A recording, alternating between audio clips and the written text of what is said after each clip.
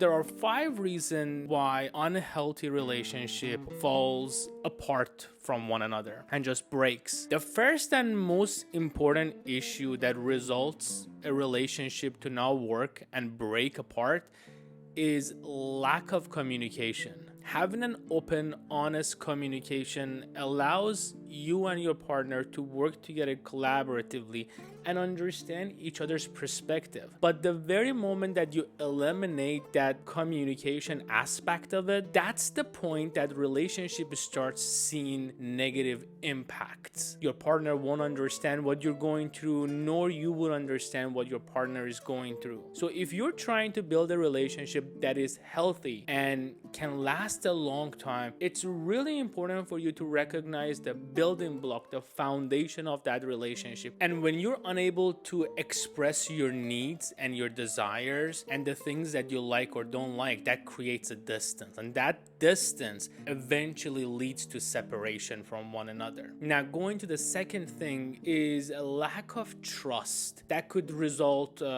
from issues with former partners or current families or even in past relationship with your friends. But trust is something that you need to work internally with yourself. If you see that your relationship is lacking trust, it's important for you to ask yourself, where is that lack of trust comes from? What does that stem from? And the very moment that you're able to recognize the threats that contribute to that lack of trust, that's the moment that you're able to kind of remedy the situation, understand what obstacles are in front of you so you can work towards it. In another side of the spectrum, when trust is broken or trust existed within the relationship and things like infidelity, things like lying to one another or simply hiding small things happen, this is difficult to rebuild. And you have to understand that if you're in this situation, it's important for you to seek a therapist or seek someone that both of you trust so you guys can work through it and understand what is it that you guys are going through. That's something that requires a lot of time, a lot of attention into it to see if it's possible to rebuild it or not. And if it's not possible for you to ignore it, put it aside, it's important for you to stand up for yourself. Remove yourself for a situation. Remove yourself from that unhealthy relationship. And that might sound very hard, but if you can't get over something that has happened in the past that was really impactful to you, it's important for you to address it. It's important for you to work through it with communication. And if you can't work through it, if it's something that you can't get rid of it, you're not doing yourself a favor because you're limiting yourself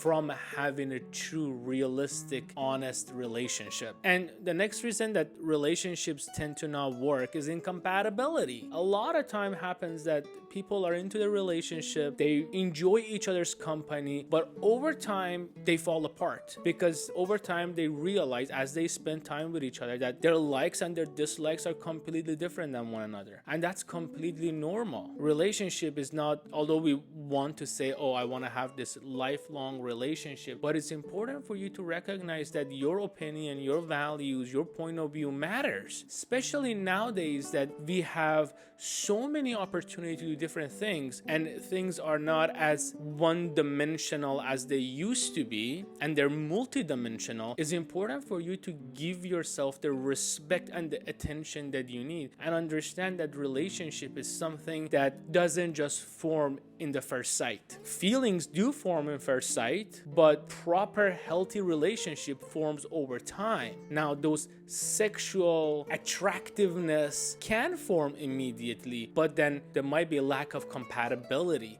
that we might be blinded to. And when partners take a little time with each other and understand each other's perspective, and then now they know what is it they like and they don't like, then they understand, okay, this relationship is for me, or no, this relationship is not something that I want to be part of. Then we come up to the fourth reason relationships don't tend to work, and that's lack of intimacy, lack of sexual attraction, or lack of just being physical with one another. A lot of time partners, they feel separated, or that could again result from past traumas. It could result from shame, it could result from guilt, or not being happy with their own body or with their partners. So again, it's important to communicate those feelings. Goes back to the first point. The reason that lack of intimacy result in relationship not working is because partners don't communicate their feelings. And if you realize, or if you recognize that lack of intimacy existed from your side, it's important to ask yourself, why is it that lack of intimacy kind of bothering your relationship? I made a video on how many times partners should have sex, or being physically intimate with one another may have a negative connotation to someone, but for a healthy relationship, sex is the most important pillars, because as humans, sexual attraction, sexual desire exists just like emotional intelligence, emotional desire. We have emotions and we have physical, and these two work hand in hand to create that perfect harmony within your relationship. And if your emotion is not addressed, or if your physical needs are not addressed, doesn't matter on which side, then separation starts to happen. So if you see something that is bothering you, or something that is missing, or maybe something that is contributing to it, it's important for you to address it. And the last and most important thing is external stresses. External stresses exist, but the problem is that we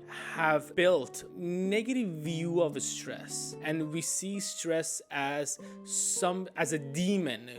We picture stress as this big demon that exists, and every time we have stress, we tell ourselves there is something wrong with us. We have an unhealthy relationship with our own stresses, and when external stresses happen, we are unable to cope and deal with it. So one of the most important things is that when you're in a relationship and there is external stresses, it's important for you to address those stressors with a healthy coping mechanism. Think about it this way. Always with my client, I always give them this example. Imagine if you didn't have stress, will you go to work? If you didn't have stress to pay for your bills, will you go to work? If you didn't have stress for getting food, will you go shopping? No, because everything would be magically fixed. The stress that we have results in action to happen. It's called fight or flight, if you want to go to the psychological terms of it. That tells us, okay, it's in our gene. When is it that it's time for us to fight? When is it time for us to run away? And the moment that you don't recognize stress is a positive and it's a good thing that we have, then things become overwhelming, because the moment that we have stress, we tell ourselves, oh my God, there is nothing I can do. I am ruined. So